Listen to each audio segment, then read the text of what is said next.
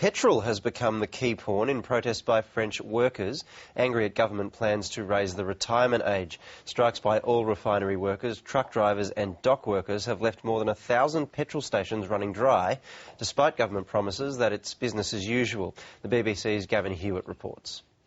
Early morning in the Paris suburb of Nanterre, and students try and barricade their school. Cars are torched and the riot police arrive. These protests are against President Sarkozy's plan to raise the retirement age from 60 to 62. But the trouble has now spread to the suburbs that in previous years have been the centre of anti-government protests.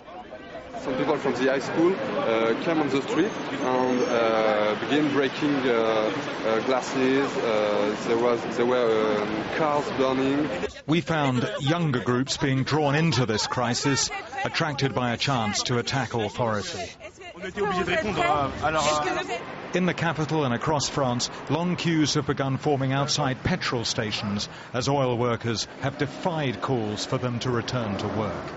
The French government insists there is still plenty of fuel available, but this long line stretching down there is right in the heart of Paris, and clearly people have heard about petrol stations closing, and on this evidence, there is panic buying here.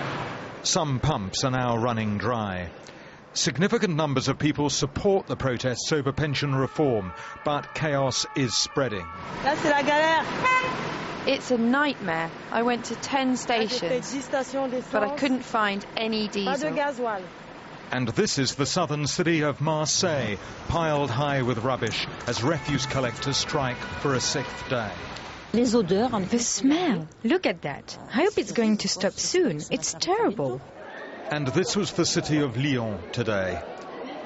The government is refusing to back down and has set up a crisis coordination centre. France cannot afford its current pension system, it insists. And countries across Europe, which are cutting spending and raising taxes, are closely watching the outcome of this struggle. Gavin Hewitt, BBC News, Paris.